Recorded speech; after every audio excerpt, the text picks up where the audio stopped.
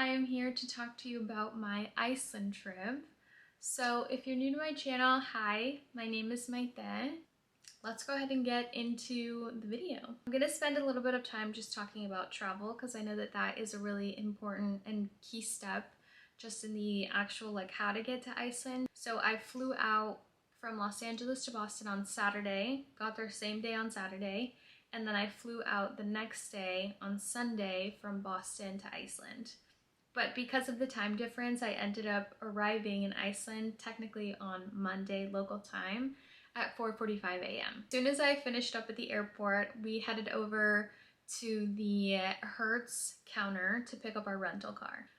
I do think that having a rental car in Iceland is really, really nice. It's a big perk to have if you can afford it, if you feel comfortable driving in a different country. Hertz was the option that we decided to go to. We got a really good deal. We were actually able to get an upgrade while we were there, so we got a 4x4, but we were covered under American Express for insurance, so we didn't have to purchase the insurance through Hertz, which was also really nice because we didn't have to pay the extra money. The only thing that we really struggled with was getting to the car. Even though she gave us a map, of course we're brand new to the area, we have no idea where the car is. We just know that it's out in the parking lot. Wearing a Skims sweatsuit. I was not ready for Iceland temperature, so I was just wearing that, and I was just wearing like a puffer jacket on top of it. I walk out of the airport and it's immediate regret. It was so cold. We're out there just looking for the car, had no idea what it looked like at this time, didn't know which way was which. Like, I was in shock. The cold just completely pierced through my soul. Finally, I just ended up staying inside. I had my carry-on with me, so I went into the bathroom at the airport and I just changed as quickly as possible. So I was wearing all of the layers. If you missed my pack with me video, I'll link it down below. Michael ended up just going out to find the car, found the car. It was completely frozen, so the windshields were frozen. He had to just turn on the car, turn on the heater, and just wait for the car to defrost. So we ended up driving 45 minutes from the airport to the hotel that we stayed at.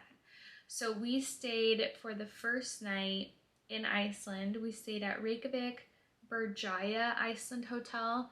I'm pretty sure I'm going to be butchering all of these names, so I apologize in advance. Had a really hard time finding the entrance. Finally, we find it, we go inside, we rest for about 3 hours, so I was able to take a nap in those 3 hours. So we did have a reservation for 1 p.m. So we woke up like around 11, I would say, like 10:30, 11. Ended up going straight there. So we went straight to the Blue Lagoon, so drove another like 40 minutes from the hotel to the Blue Lagoon in the middle of the day. And it was just beautiful. I don't know if I've mentioned this yet, but during the winter, Iceland typically only gets about 4.5, 5 hours of daylight. So we really had to maximize the day and the daylight with any of the activities that we wanted to do. So for the first day, we didn't really have anything planned. So we ended up just, going to the Blue Lagoon. We had our reservation. So once we get to the Blue Lagoon, we check in at the counter, and the girl actually lets us know that they're currently running a promotion just for that day, since they have a couple of spots open for what they call the retreat. So the retreat at the Blue Lagoon is a spa experience. You have access to the retreat spa, retreat lagoon, the Blue Lagoon ritual, the actual Blue Lagoon, which is just the general one that you probably see all over Instagram. You have access to changing rooms, private changing rooms, skincare amenities, one drink of your choice. You have access to the spa restaurant, and then you also have access to 8 experience areas. So the retreat is more of a private experience, and so you're not allowed to take any cameras, phones, anything like that into any of the areas except for the Lava Cafe, which is the restaurant. So it is kind of a bummer, right? But it's actually kind of nice that you're not worried about coming out in anyone's videos, photos.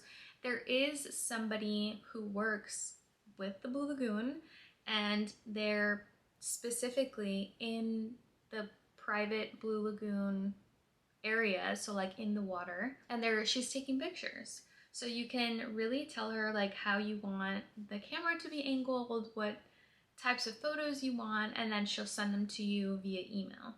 So I guess that's kind of nice. It's a really great experience. We also have access to a steam cave. So this was actually one of the best experiences, I think, that I had no idea I would even do. I was really surprised that I did it. But it's basically a Viking bath where you go into the steam for 10 to 20 minutes, and then you come out of the steam room directly into a cold plunge pool. But my entire body felt like it was numb and I couldn't move. I was having a hard time coming out of the cold plunge, but it was honestly incredible. So once we finished up at the Blue Lagoon, we got back into our cars and we drove over to Costco. So I am the biggest Costco fan. I love Costco, and of course, there being a Costco in Iceland, had to take advantage of the opportunity to go and check it out and see what it was like. After Costco, we head back to the hotel, we get a little bit of rest, and then we start looking up Northern Light activity. This was one of those things where we had absolutely no idea what we were looking for, didn't know what the right locations were. We were just out there trying to find anything that we could. So we came across this Northern Light campground, which is a dome with like clear, like half of it is just glass, and it's just a dome out in the middle of nowhere. I think it was probably like an hour away from our hotel inland. So there was a bunch of people there. We got there a little bit too early, so I think we got there at around 11. Unfortunately, didn't have any luck seeing any northern lights that night, and I was exhausted by this point. I was like sleeping in the car, and I could just feel my toes get so cold. And finally I look at Michael and I'm just like, Michael, like, can we go please? Like, can we just go back to the hotel and just get some rest and hopefully have better luck that, you know, next few days. Luckily he, didn't fight me on it, and we just ended up going back to the hotel that night and just went to sleep. So day 2 in Iceland is Tuesday. We first thing in the morning check out of the hotel. So this is that first hotel that we stayed in, which I don't think I got any footage of from the inside, so I'm so sorry. We ended up having breakfast at Dag Bakery, which has the best bagels I've ever had in my entire life. They're freshly made every single morning. They're warm. The ingredients just taste fresh. Cream cheese, so good. Yeah, it was honestly a really great breakfast. My only regret is not being able to have the bagels one more time before I left. And then after that, we were on the road and getting ready for the Golden Circle. So the Golden Circle is a tourist route that starts in Reykjavik. It goes inward down to South Iceland, and then it comes back to Reykjavik. So I wouldn't say we did the Golden Circle. We probably did half of the Golden Circle because we weren't going back into Reykjavik. Made up of different waterfalls, different locations, and it's probably more than we decided to do for our trip. A national park, which is Foss. I'll put all of the names on the screen. I'm so sorry. A national park, the Geyser, and then Gullfoss. So these were honestly the 3 most important and the ones that I wanted to see. At the first location, which was the national park, so while we were driving out of Reykjavik, the drive there was pretty scary. So it was snowing, and it was snowing pretty hard. That was the first day that we were driving pretty early in the morning, and we were really nervous that the entire drive was going to be snowing. I can't even imagine how Michael must have felt in that time that he was driving, right? Like, he's risking not only his life, but my life in a foreign country where we have no idea, you know, like the weather conditions. So it luckily didn't snow for too long. I'd probably say like 30 minutes, and then the rest of the drive was fairly easy by that point. There's still snow on the road, but Iceland is really good about keeping it clean. There's constantly snow plows that are coming in to just clean the road, so it wasn't too bad in my opinion, but I also wasn't the one driving. So yeah, the national park was gorgeous. It was beautiful and it wasn't too busy. We stopped right before we went into the park just to make sure, you know, if we had to use the restroom, went into the little gift shop, got a map, and we were able to see like what, you know, it was all about. And being there was just so beautiful. It was so white. There's stairs that you take up to view the waterfall, but it's only like 500 meters, so it's not too bad. It's literally just a tiny little staircase, and then you walk up to the top, turn to your left, and sure enough, you see the waterfalls, and they were frozen by this point. Still a stream of water because they weren't completely frozen, but I can't even imagine how beautiful this place looks during the summer as well. After that, we drove 30 minutes to the geyser, or geyser, not really sure how you're supposed to pronounce that. I think in some of the clips I pronounce it in both ways. But yeah, the geyser was really busy. That was definitely one of the bigger tourist attractions where everyone kind of met up there.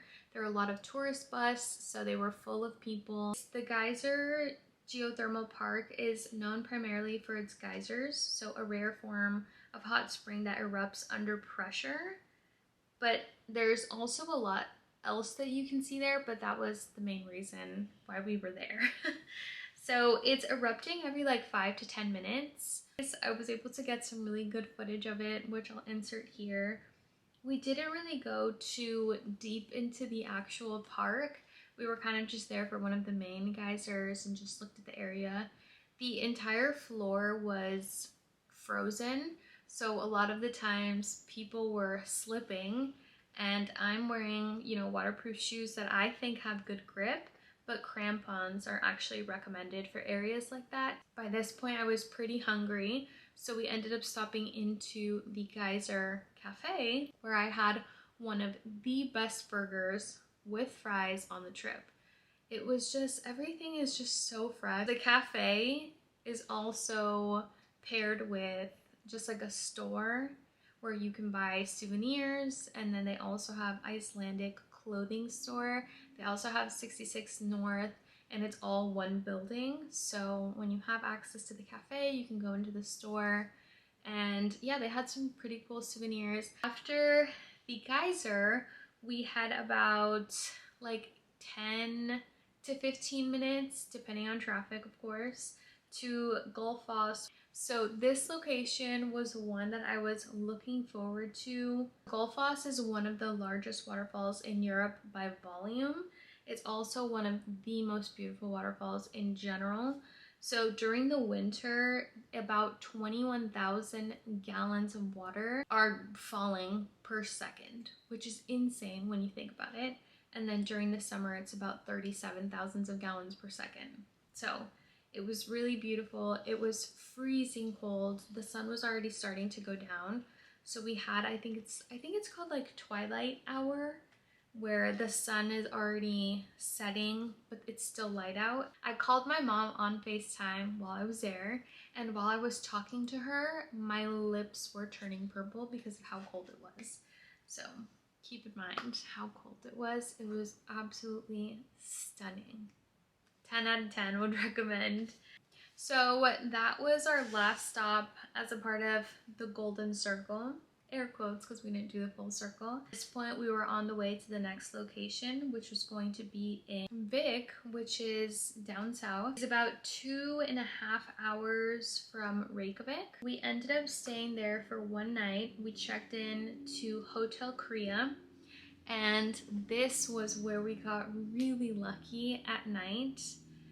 As soon as we checked into Hotel Korea, we had some dinner, and after that, get back to our room, get some rest, get some sleep, and then we're up again by 11 p.m. We were hoping that we were gonna get lucky in Vik because the light pollution is significantly less than it was in Reykjavik. The hotel staff had actually mentioned to us that all of the signs were there for Northern Lights, so it was going to be a really good night.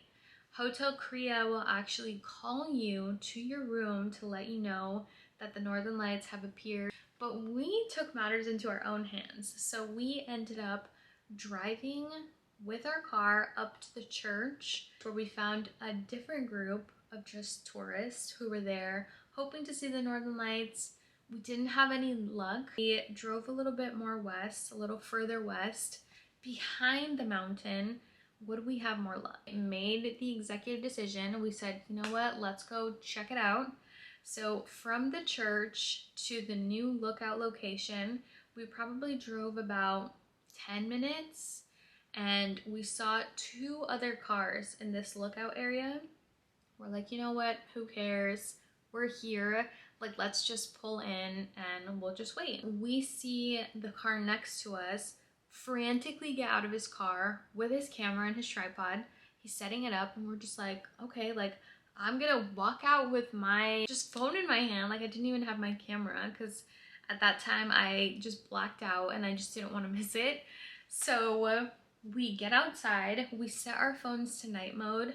Michael takes a picture of the sky, and sure enough, there's green lights in the picture. And so I'm jumping up and down. I can't believe that it's happening. I can't believe that we're seeing the Northern Lights. Seeing the Northern Lights is honestly an experience that I will never forget. So on Wednesday, we check out of Hotel Korea in Vik, and we make our way down to Hotel Lakey.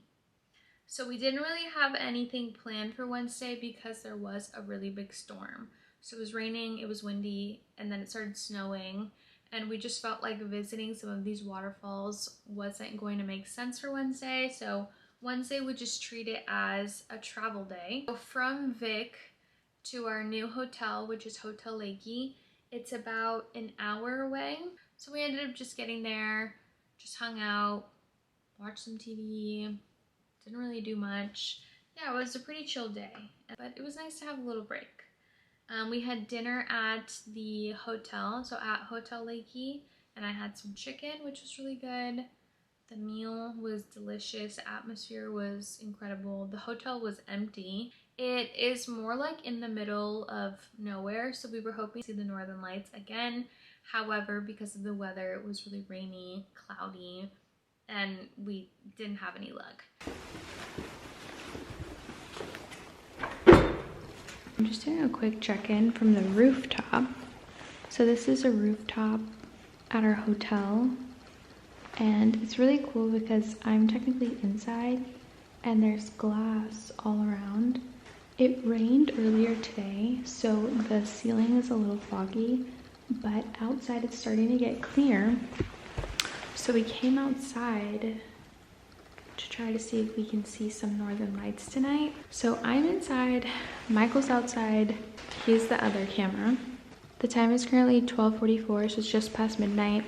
Yesterday we had some luck around 1 a.m. So now at this point we're jumping into Thursday, and on Thursday we ended up doing a glacier hike that included an ice cave tour. Which was really cool. So we ended up going with Arctic Adventures in Iceland. So they recommend that you bring your own warm and waterproof outdoor clothing since you are going to be outside. The recommended time for this is 4 hours. And then you do make sure that you're going to bring good hiking shoes with ankle support, headwear, and some gloves because it can get pretty chilly. Everything that's included with your package is guided glacier tour. They do specialized glacier gear, which is a helmet, some crampons, and then they give you like, I don't know what the stick is called. I'll insert a photo. I cannot for the life of me think about what it's called. While you get there, you check in, you sign a waiver, basically saying, you know, in case of emergency, who do we call? And then they get you all set up. They check your shoes and make sure that your shoes are sturdy enough for the hike. Mine were not, so I ended up having to rent a pair of boots which were sturdy enough, and it was a really easy process. The rental was, I think, 1,000 kronas, which translates to $8 US. So yeah, once we did that, had my boots on, then you go right outside and they measure your crampon size. And they do this, of course, because you're going to be on a glacier. You want to make sure that the crampons are sticking to the ice. So I just want you to know that while we are getting ready, or like we're on the way to this glacier hike, I was under the impression that we were going to be doing a normal hike to a glacier, not hiking an actual glacier. So once we get to the location and they're measuring me for crampons, I'm just like, I am terrified right now. What have I gotten myself into? And I just, again, had no idea. I was so nervous. And once we, like, I think we hiked up for maybe like 10 minutes or so. And it wasn't too high. It was, you know, just like a normal hike. And then we pull over to the side. The instructor tells us how to put our crampons on. Everyone has their crampons on and ready. And then we go down into the cave. So my sole focus, I felt like I couldn't even enjoy it as much as I wanted to in the beginning, because my focus was just making sure, number one, I don't break my ankle. Number two, I don't slip and fall and break my leg or break my arm or worse, right? The entire time I was just focused on just not dying, basically. And I'm really happy that we ended up going with a group, because everyone was like single file line, everyone was super focused, and our instructor told us, like, once we had our crampons on and we were headed into stepping on actual glacier, make sure that you're digging your feet and digging the crampon into the ice, you know, making sure that you have enough grip. So I think in the beginning I was literally stomping into the glacier because I was so nervous that I was going to slip. Like, that was my biggest fear. So after that I kind of like eased up a little and I felt like less tense, and I just felt like it was just felt normal. It just felt like you were wearing a pair of shoes with really good grip and you're just walking on ice, like no big deal. But yeah, that day, actually on Thursday, it was supposed to be raining the entire time. It was supposed to be snowing at one point, and we actually got so lucky.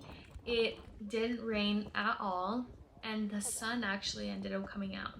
So the glacier was just blue, and it was just, yeah, it was honestly one of the best experiences of my entire life, like when in Iceland, honestly. Like, if you have the opportunity and you like to do recreational activities, I would 1000% recommend it for sure. Yeah, it was incredible experience. It was beautiful. And that was on Thursday. The bus ride to get to the actual location though was so scary. Like, we had a big tour bus, and like just to get there just felt like we were just rocking back and forth. I actually have footage I'll show you. I'm not even exaggerating, like that's the actual car ride. Everyone was just so nonchalant about it, and I was like, are we about to tip over? Like, is this actually happening? But yeah, it was the best experience. And that was the ice cave and the glacier hike. It was just really educational, once in a lifetime experience for me. Another thing that I thought was really interesting was that the ice cave that we went into, that you've seen just now in a video, that ice cave, once winter is over, is actually not going to be there during the spring or the summer. Like, it's going to be completely melted.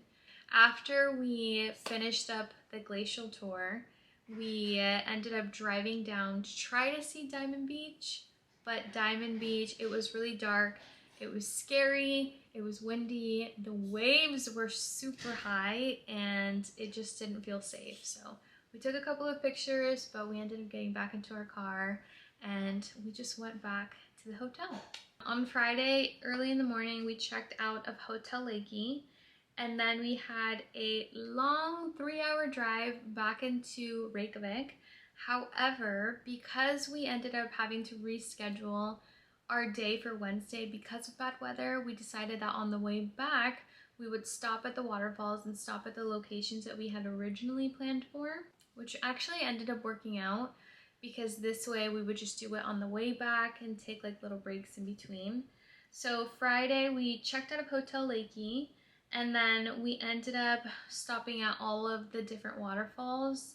So we stopped at the Black Sand Beach, which is like a really known beach. It's actually one of the most dangerous beaches. They do recommend that you keep your distance from the waves and just make sure that you're respectful, of course.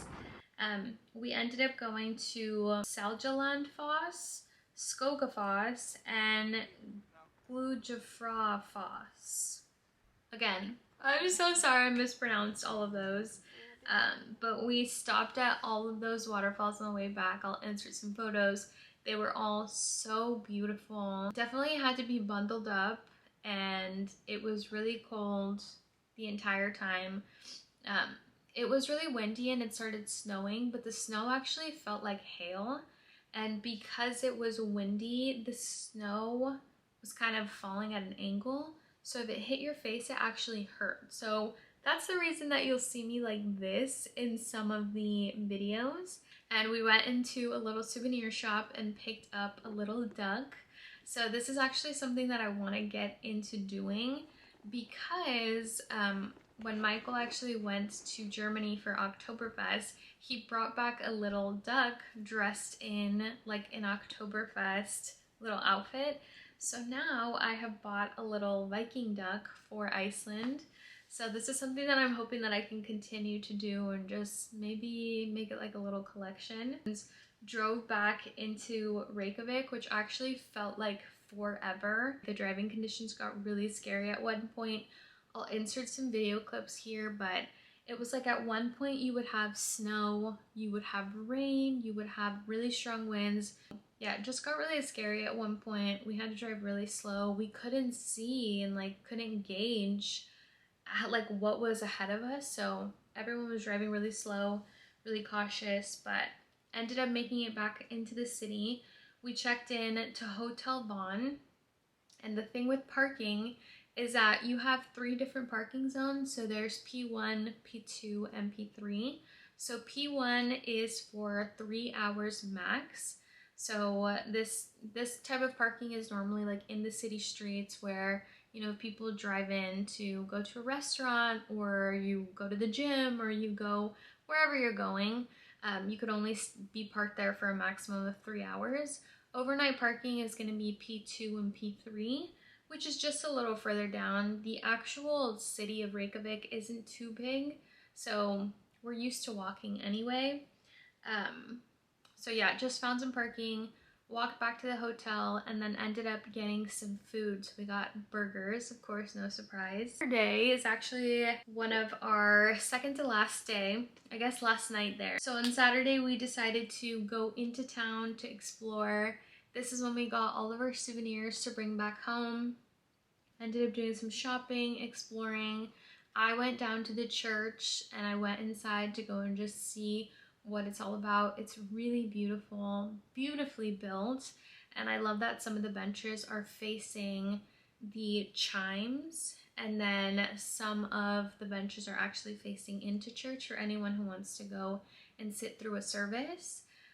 I really think that the way that this church is built is really unique, but it is beautiful. I walked down to Rainbow Road and just explored some of the town. Rainbow Road, you couldn't really see it too well because it was snowing. And if you've seen pictures like online, it's probably from like a day where it's not snowing and not rainy, where you can see it and it's beautiful.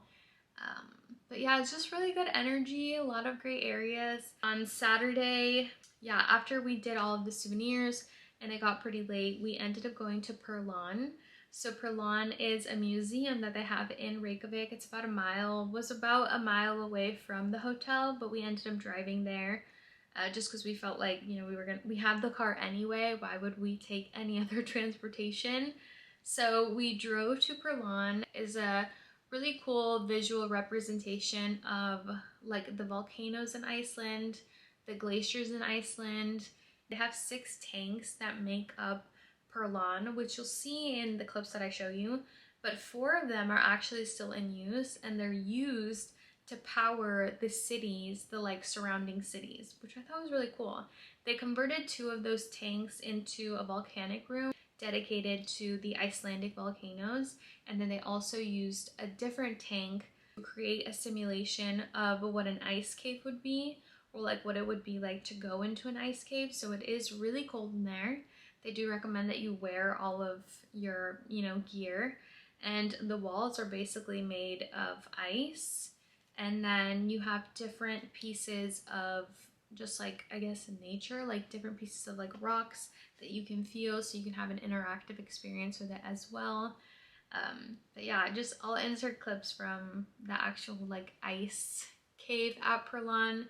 And then yeah, it was just a great experience overall.